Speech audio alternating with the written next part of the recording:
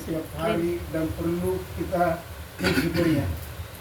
Sebagai renungan pada sore hari ini terambil daripada Yakobus 1 ayat 26.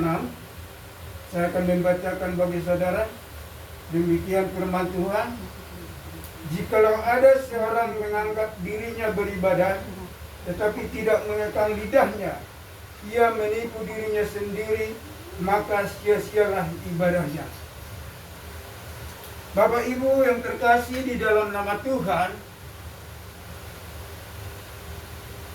banyak orang yang sesungguhnya tidak mengenal siapa sebenarnya pribadinya.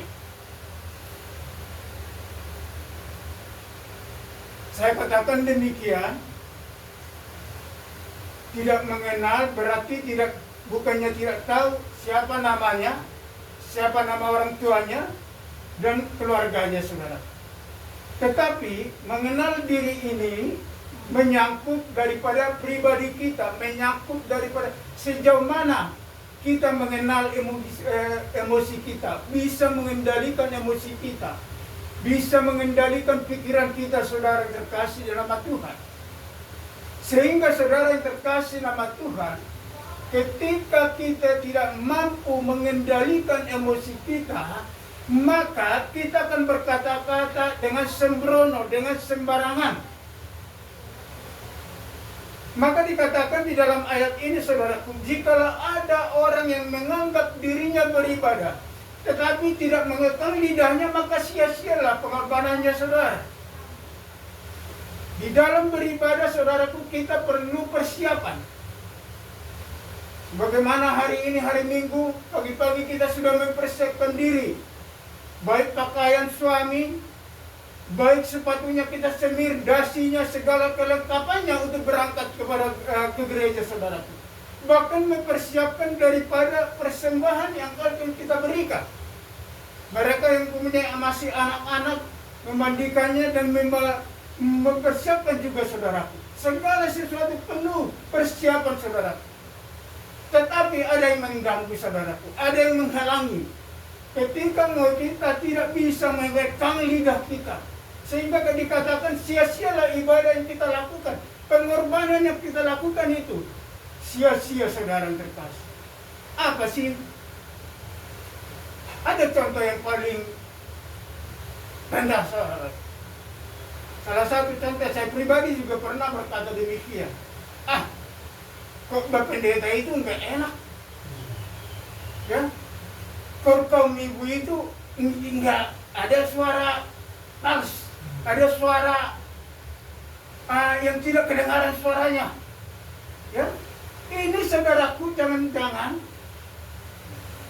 kita tidak menyadari bahwa omongan seperti ini juga membahayakan pada diri kita sendiri. Karena dikatakan kita tidak mampu mengekang lidah kita. Ya mungkin menurut secara umum ya wajar kita berkata demikian. Tapi kekristenan itu punya standar, punya etika, saudara.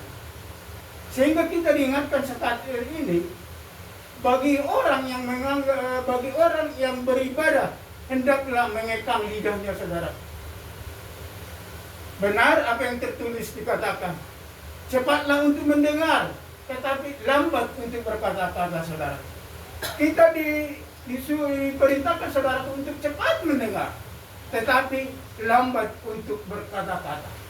Sebagaimana tadi saya berbincang dengan Lambulu ini, bahwa Facebook Pro itu mempunyai standar dan komunitas yang sangat ketat. Sangat-sangat ketat, saudara. Tidak bisa kita sembarangan. Apalagi kita seorang Kristen yang sudah menjadi pengikut Kristus. Kita harus mampu, harus bisa mengendalikan daripada diri kita, saudara.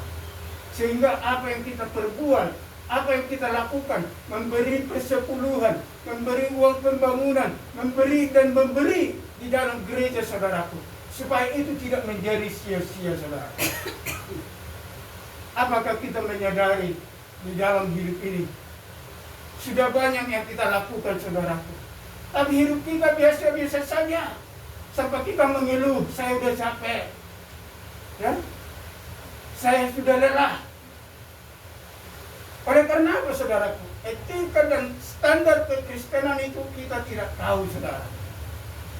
Kita hanya rutinitas minggu ke gereja, ada kebaktian malam kita ikuti, kita berdoa, ya ikut berdoa.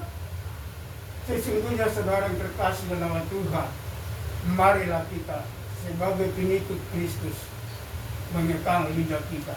Lambat untuk berbicara, saudara. Lambat, sekalipun menurut orang-orang yang di sekitar kita, wajarlah, manusiawi, ya. Tapi ada standar, saudara. Sehingga tidak, apa yang kita perbuat, apa yang kita beri, baik waktu, baik uang, baik segala sesuatu pengorbanan kita di dalam gereja itu, saudaraku, dan kita hendak kita berikan kepada Tuhan, tidak menjadi sia-sia. Dengan cara apa, saudaraku? Kontrol emosi.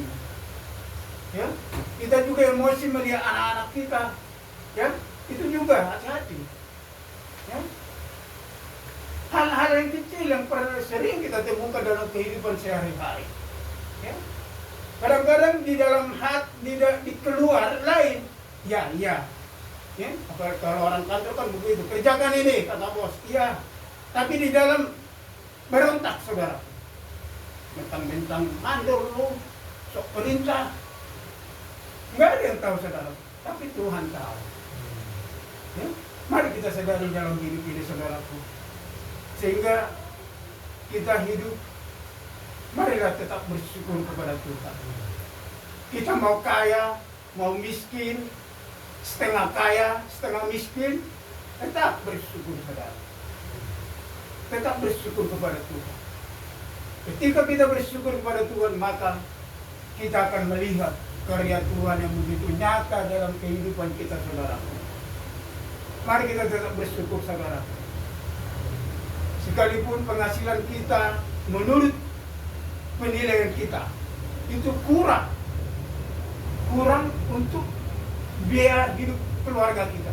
Tetapi jika kita di dalam Tuhan, itu akan cukup, saudara. Kita harus mengingat bahwa 5 roti 2 ikan cukup. Ada sisa lagi 12 ranjang. 5.000 makan laki-laki, saudara. Belum termasuk perempuan dan anak-anak di sana. Disebutkan laki-laki. Inilah, saudara yang terkasih nama Tuhan, kalau kita mau mengucap syukur dan bisa mengontrol pribadi kita, kemauan kita. Kita maunya makan yang enak-enak, ya. Kita maunya punya mobil, nggak cukup satu. Semuanya pengen. Orang punya apartemen, kita pengen punya apartemen. Ya, harus kita kendalikan di dalam hidup ini. Kalau memang kita bersyukur kepada Tuhan, Tuhan akan menentukan arah hidup kita kemana, saudaraku.